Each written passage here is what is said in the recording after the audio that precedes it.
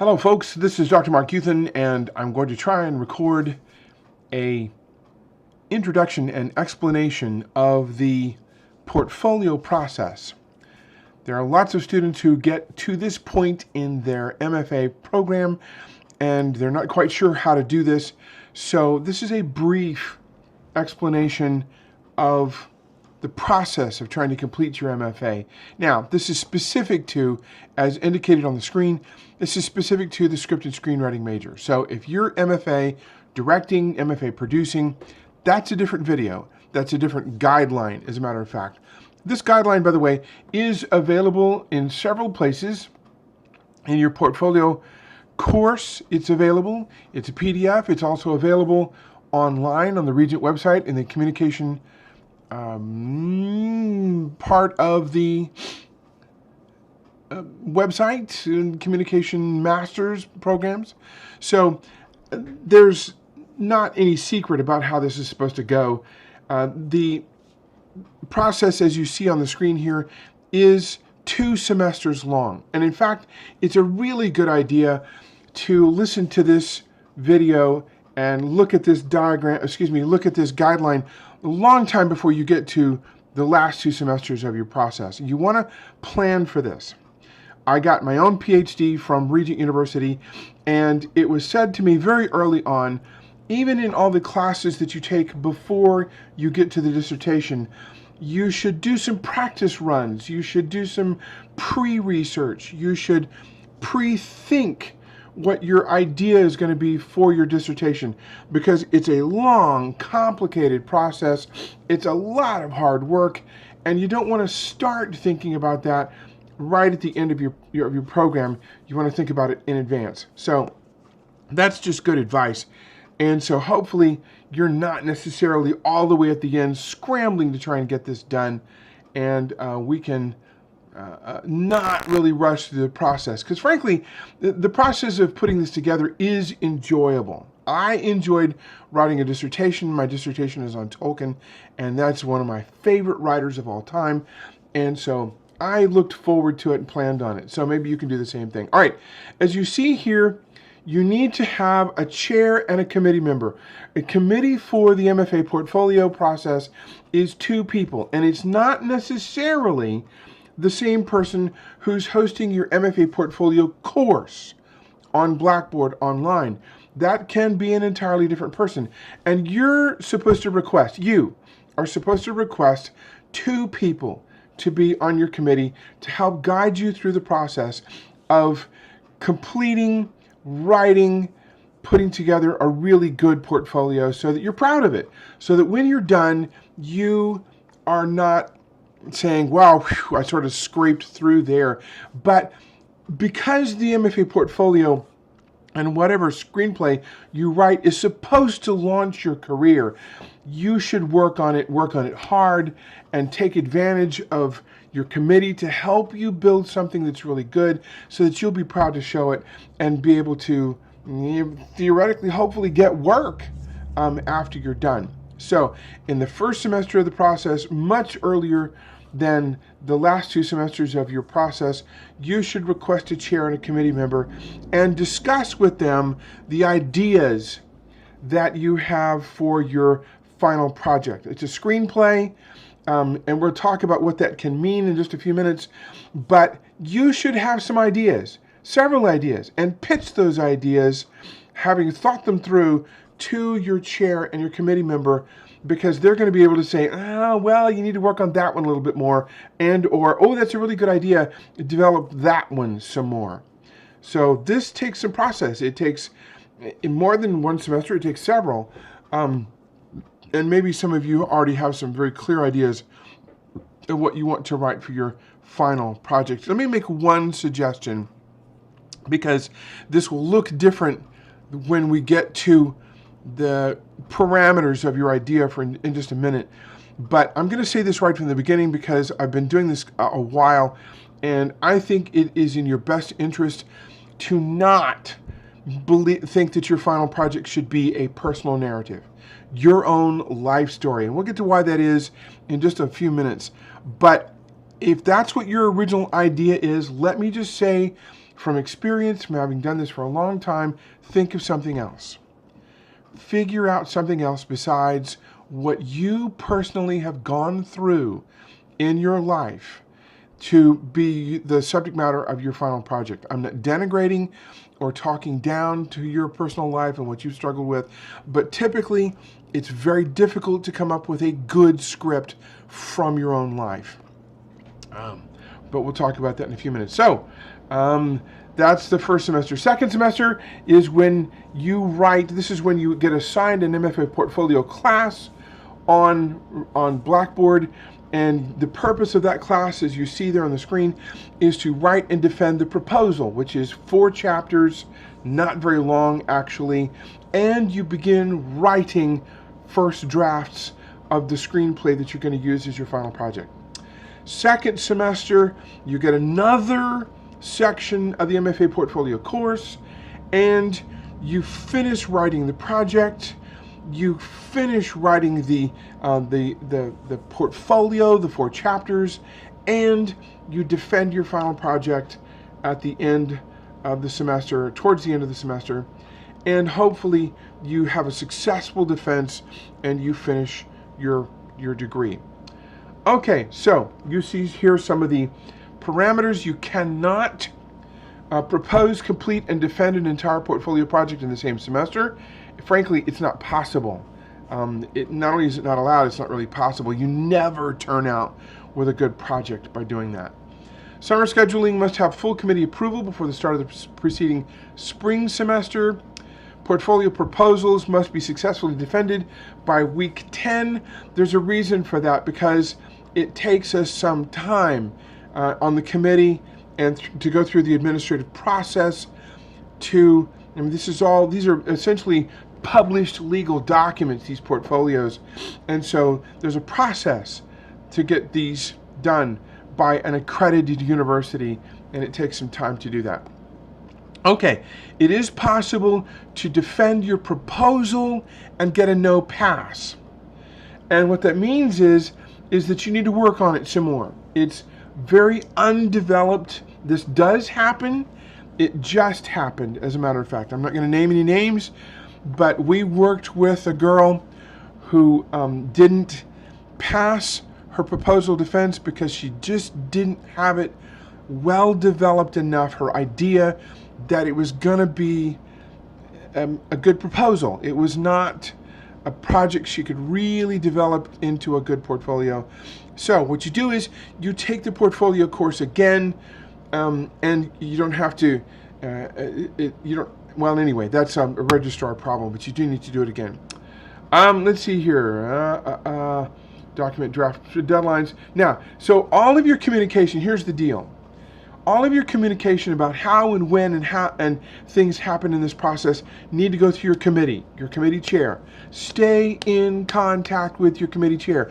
Don't just leave and be in the hinterlands for weeks at a time without talking to your committee chair. Stay in contact.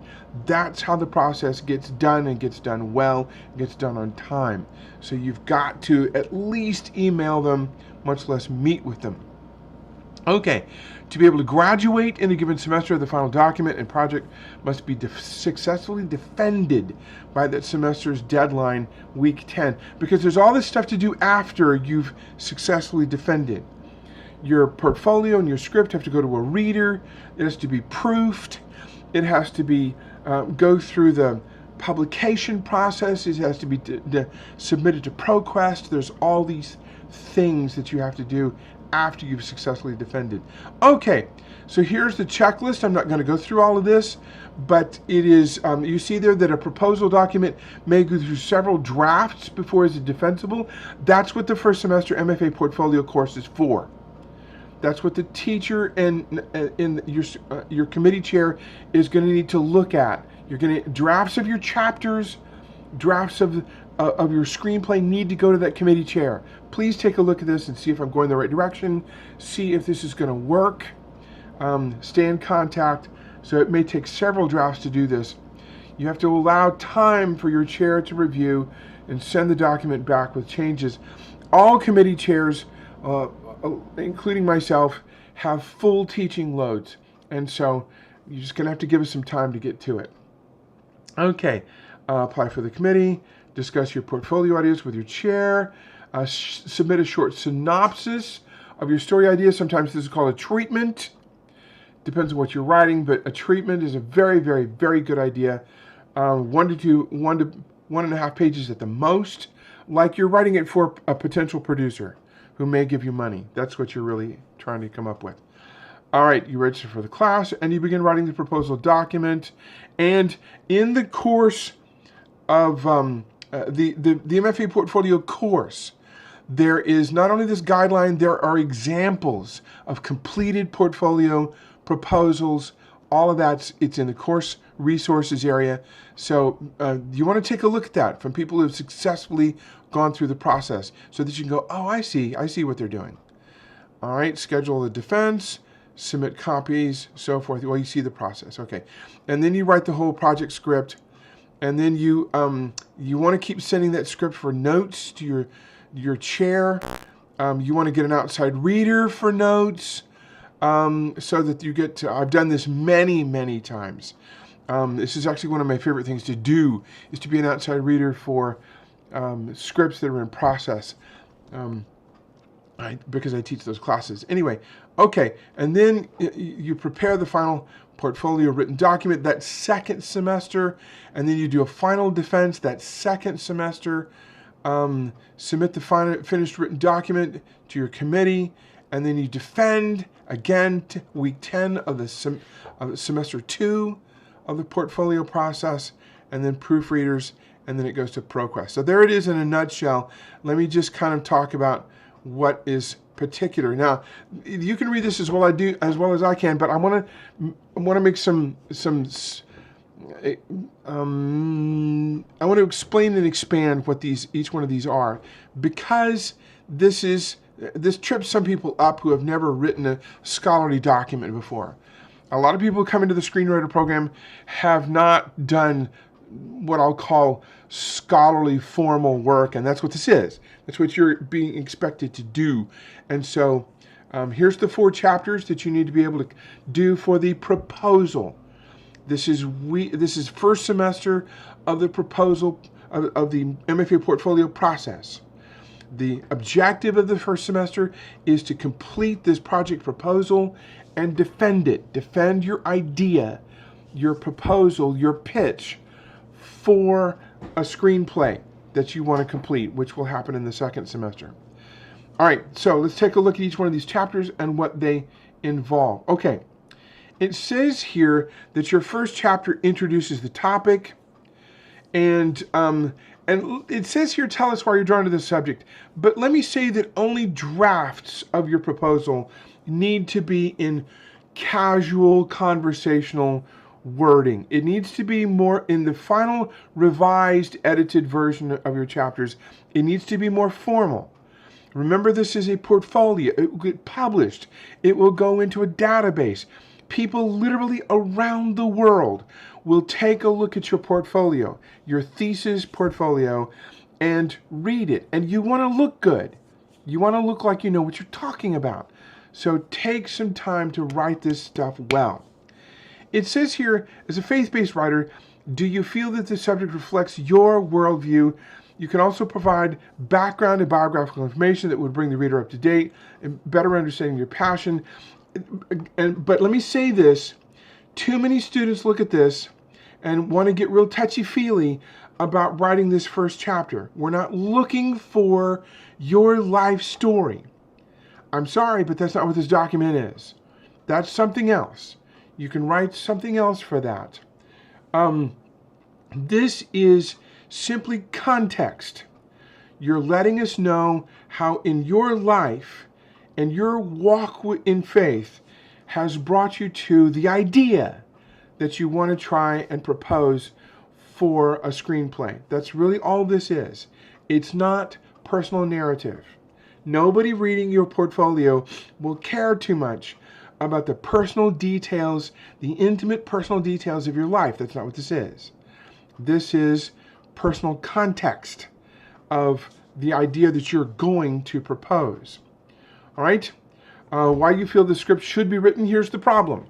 A lot of you, when you watch a lot of film and television, you say to yourself, wow, how come nobody has written a story that fill in the blank? I do this all the time. All the time. I come up with ideas for television series and feature films and all this kind of stuff. And so I'm proposing a problem in my mind. The problem is we don't have the kind of story that I think needs to be told. Okay, right? So what you need to do, what will be part of this process, is for you to do enough research to realize that your idea for a story hasn't already been done 10 times. You know what? Maybe the Hallmark Channel has already done it, or something similar. Maybe if you're writing a feature film comedy, Adam Sandler's already done it.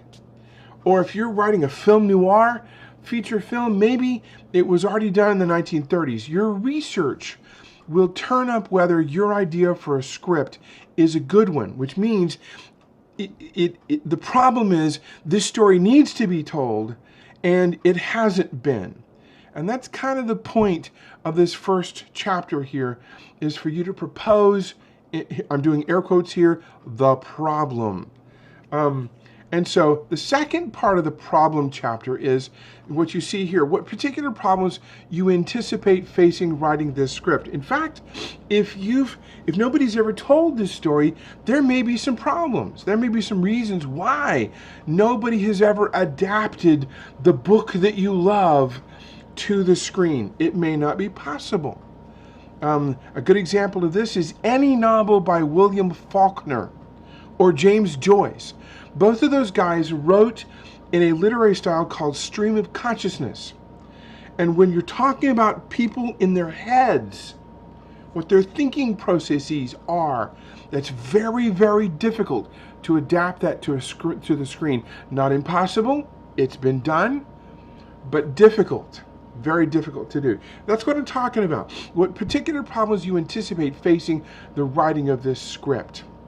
Your objective here is to note the various problems that you'll be addressing, and of course that'll be in the literature review. Literature review chapter is you talking about all the films and that you've looked at and that are similar or to the one that you want to try and do. We'll talk about that in a few minutes. Examples of problems you can face. The research, maybe there's not very much writing or interviews or conversations with directors, producers, film scholars about the type of movie that you want to, or television series that you want to create. Maybe there's not a lot of social research on the issue that you want to try and do. Let's say, for example, that you want to do a feature film on human trafficking in New Orleans, especially the kind of human trafficking, sex trafficking that happens in and around the Super Bowl, which is a real thing, but there may not be a whole lot of research on that. That's a problem. You may have to work really hard to come up with some research on the topic that you want to write about, the screenplay that you want to create. Okay. The other thing is the structure of the research for your piece needs to involve things like the characters you're creating, the story world that you want to try and create. One of the example portfolios that I'm going to give you is by a guy who wanted to write a sort of combination fantasy science fiction feature film, and believe me, woo-ha, we struggled through the problems of creating that thing because it was a faith-based fantasy science fiction screenplay, and that was a tall order. That was a lot to do, and so the kind of characters and story worlds and conflicts and so forth were a problem for him, and his research helped him finish that thing. Okay, chapter 2 is where you put your research together. That's the literature chapter. As you can see here, there's lots of different kinds of research you may need to do.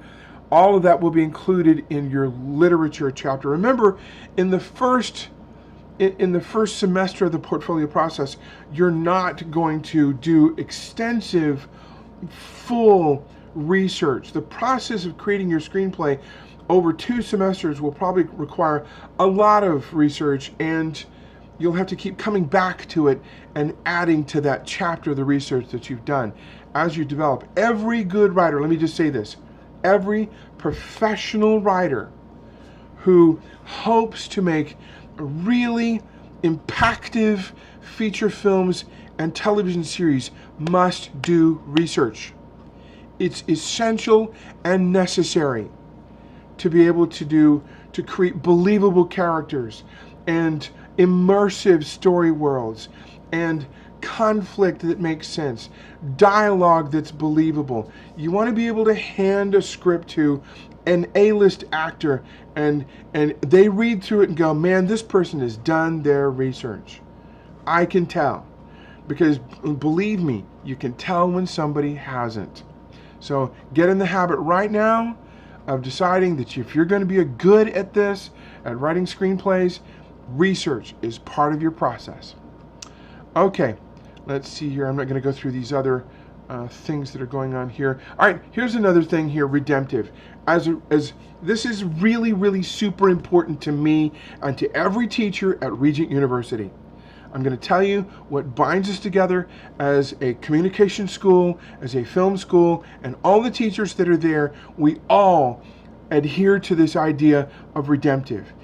We all believe that you shouldn't even consider an idea for a story, for a screenplay, unless it has redemptive qualities to it. Does that mean that you have to do like the Kendrick brothers and put a character in the pulpit and preach the gospel? No, I'm not saying that, because there are different ways to be redemptive.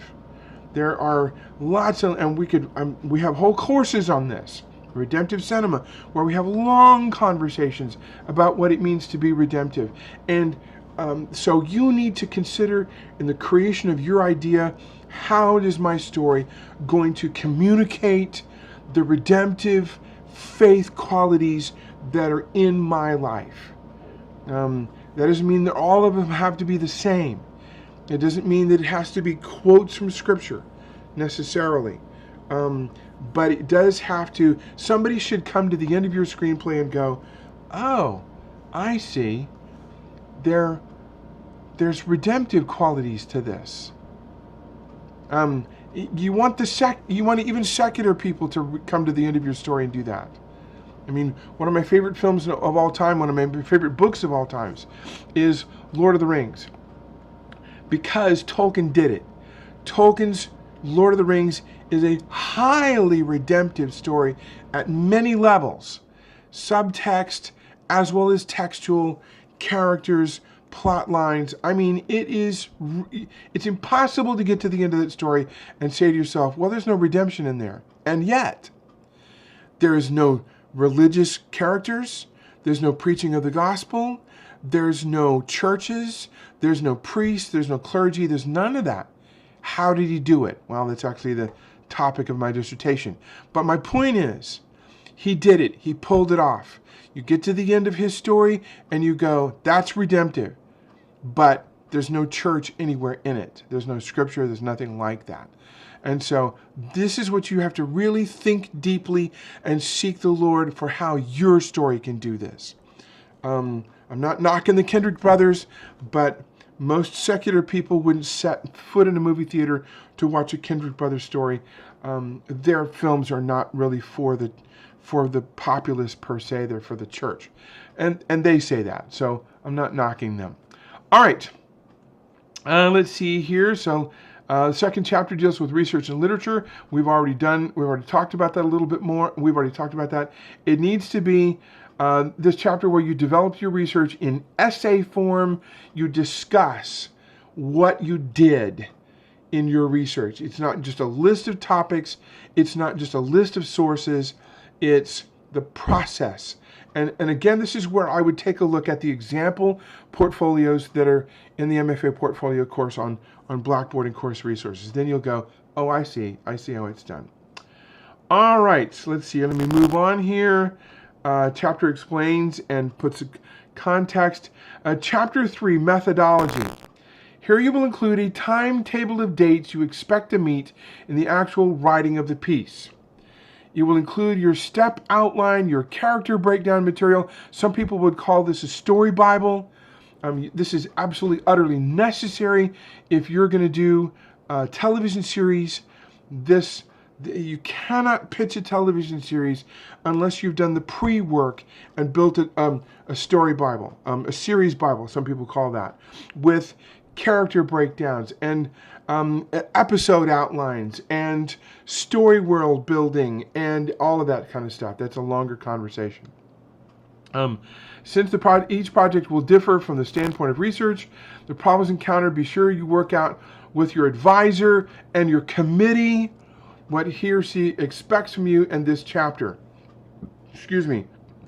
In addition, if your script includes any alternative structural elements such as time, whoa, that's not what I intended to do, such as time anomalies like the movies Memento and Betrayal, a musical special use of narrator like American Beauty and Sunset Boulevard, you should explain their usage adequately in this chapter. In other words, how is the method of creating your script going to include elements of films from the past that you've looked at? For television or web series projects, you will include any appropriate show Bible material in this chapter. We've already talked about that. Okay, here we go. And I'm not going to take the time really at this point to talk about the final portfolio, only to say that what you're going to have here is a reworking of all of the same chapters that you're creating for your portfolio proposal. You see here, for example, that you add to your research and literature, you rewrite your chapter 1 because you more clearly understand the problems and the procedure and so forth that you just proposed, excuse me, in earlier draft versions of this. And your methodology chapter will be brought up to date. And as you see here in chapter 4, you will include a critique of your screenplay. So this is why you have to propose it early or defend it earlier. Your chapter 4, which you will you will conclude with and rewrite after your reader has taken a look at the final version of your screenplay, your outside reader, you will include your own evaluation, the critique statements from faculty committee members, the outside reader. That's added to that bibliography chapter, that chapter 4. All right, let's see here. Be sure to keep notes on feedback from your advisor and so forth. All right, let's see here. Appendices will include your finished script and other tangential material. Your finished script should be between 90 and 120 pages in proper screenplay format. If you're doing media other than a feature film, if you're doing a television, you're doing a 1-hour project, like a 1-hour drama, you'll need to have 2 original episodes, including the pilot. If you're doing a half-hour, like a half-hour comedy, you'll need to have 4 original episodes, including the pilot. All right, for a web series, if there's a minimum of 100 pages of script in proper screenplay format, because webisodes are varying lengths. It can be anywhere from 5 minutes to 30 minutes to whatever. That can be anything. It can be anything at all. But again, the pilot must be included. Guys, let me just say this. Don't overlook the power of television or even web series. Guys, this is where all the work is. You may write $1 million feature film and it never gets made. It also may undergo, numerous rewrites, funding problems, etc., etc., etc. But you know what? The television industry is always looking for fresh talent. And you know what? They pay really well. And you don't necessarily have to go to LA to do this. Most people do, because that's where most television is made. But television is also made in New York. It's made in Atlanta. It's made in Nashville. Some of it's made in Chicago. I mean, there are major regional television studios everywhere. And so you can get work in television much more easily than you can in feature film writing. And so don't overlook the possibility. If you've got a great idea for a television series, a BBC miniseries, for example, based on a book or something, I don't know. Don't overlook the concept of television. That's just my pitch for considering trying to do television. All right, there we go. And this is all about formatting. You can take a look at this as well as I can. So, and here's an example of just the first page. There it is in partial fulfillment of the final project. Okay, so let me go all the way back to the top. This is where we started, and this is what you're going to be doing. So whether you're in the pre-registration process and you're picking your chair and your committee and you're discussing ideas and timelines, then you now know what you're headed towards. If you're in the portfolio semester 1 and your objective is to defend your proposal by week 10, now you know what you're doing. You need to write 4 chapters and you begin the script.